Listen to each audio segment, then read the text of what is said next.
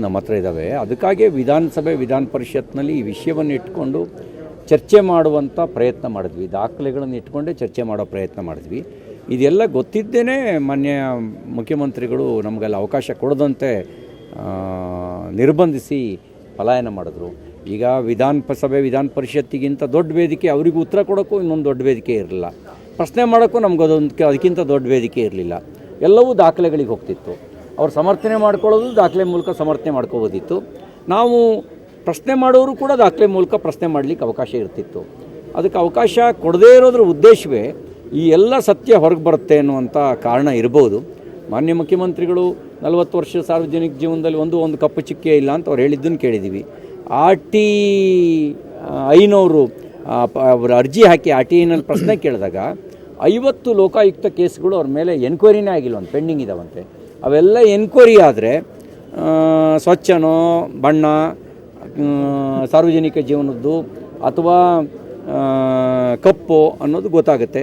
ಯಾವ ವಾಷಿಂಗ್ ಪೌಡ್ರಿಂದಲೂ ತೊಳೆಯೋಕ್ಕಾಗಲಿರೋವಷ್ಟು ಕಪ್ಪಿದ್ರೂ ಇರ್ಬೋದು. ಅವೆಲ್ಲ ತನಿಖೆ ಆದಮೇಲೆ ಗೊತ್ತಾಗಬೇಕು. ಅದೇನೋ ಒಂದು ಗಾದೆ ಮಾತಿದೆಯಲ್ಲ, ಯಾರನ್ನೇ ಇದು ಏಕಾಏಕಿ ಬಂಧಿಸೋದಕ್ಕೆ ಪುಕ್ಷಟೆ ಪುನಗಲ್ಲ. ನ್ಯಾಯಾಲಯ ಇದೆ, ಕಾನೂನಿದೆ, ನ್ಯಾಯಾಲಯ ಇದೆ. ಮತ್ತು ಕುಮಾರಸ್ವಾಮಿ ಅವರು ನಾನು ಯಾವತ್ತೂ ಸಂವಿಧಾನಕ್ಕಿಂತ ಮಿಗಿಲು ಅಂತೇನು ಹೇಳ್ಕೊಂಡಿಲ್ಲ.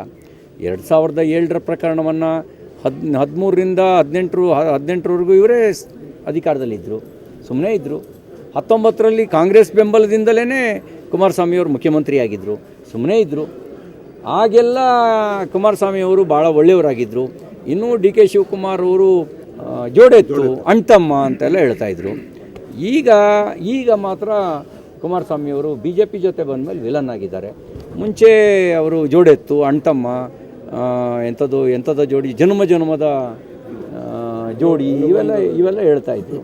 ಹಾಗಾಗಿ ಈಗ ಮಾಡ್ತಿರೋದನ್ನು ನೋಡಿದಾಗ ಈಗ ರಾಜಕೀಯ ದುರುದ್ದೇಶ ಅಂತ ಎಂಥ ಸಣ್ಣ ಮಕ್ಕಳಿಗೂ ಅರ್ಥ ಆಗುತ್ತೆ. ನಿಜವಾಗ್ಲೂ ಅವ್ರಿಗೇನಾದ್ರು ಇದ್ದರೆ ಇಷ್ಟು ವರ್ಷ ಯಾಕೆ ಸುಮ್ಮನಿದ್ರು? ರಾಜಕೀಯ ದುರುದ್ದೇಶ ಅಂತ ಈಗ ಅನಿಸುತ್ತೆ.